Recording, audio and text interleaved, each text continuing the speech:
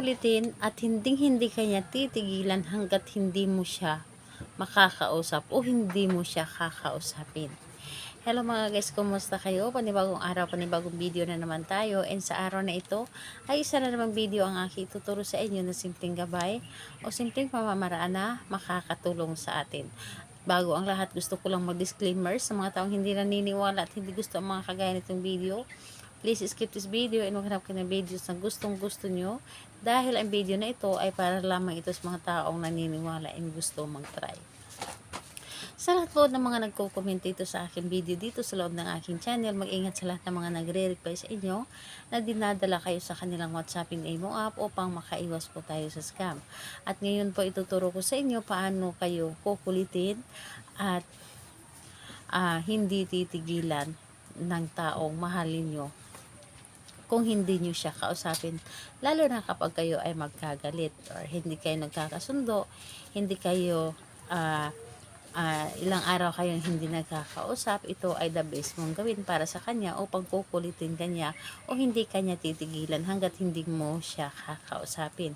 Yung tipong hindi niya alam ano ang gagawin niya kapag hindi mo siya nakakausap o hindi kanya nakakausap. So dito po is kailangan natin ito ng ating gagamitin. Kailangan maghanda ng isang dahon ng laurel at panulat.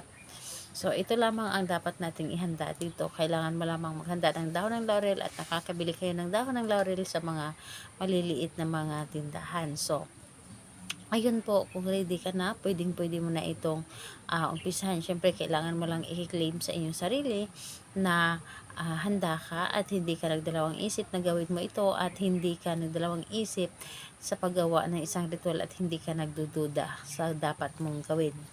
At ngayon po, kapag ready na, pwede mo na itong umpisahan. So, ganito po. Ang dahon ng laurel ay isulat po lamang dito sa dahon ng laurel ang kanyang pangalan at apelyido.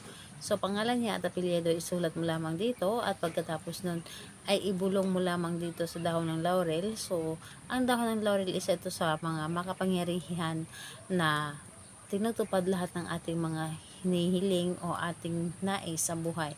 So, dito po ay ibubulong mo, sa halimbawa na lamang ay pangalan niya at apelyido at sabihin mo dito na tulungan mo ako na hindi ako titigilan at lagi akong kukulitin ng aking partner na makausap niya ako at magkabati na kami, hindi siya mapakali hanggat hindi niya ako makakausap, hindi siya makakatulog hanggat hindi niya ako nakikita or nakakasama. Ako lamang ang nais niya makasama at makausap at ito po ay patutupad lahat kung ano man ang aking ninanais. So, i-claim mo ito lahat sa inyong sarili. At kailangan na positive ka at hindi ka nagdududa sa iyong mga sinasabi at kailangan na nanggagaling sa iyong puso ang iyong mga sinasabi at hindi lapang basta-basta na nilalabas lamang sa iyong bibig. So, ayun po, pagkatapos mo itong isulat or pagkatapos mo humiling dito sa dahon ng laurel, ito ay ilagay mo sa likod ng iyong cellphone. So, ilagay mo ito doon sa likod ng iyong cellphone at hayaan mo siya na kumontak sa inyo. So, ayan, ilagay mo lamang doon sa may cover na inyong cellphone.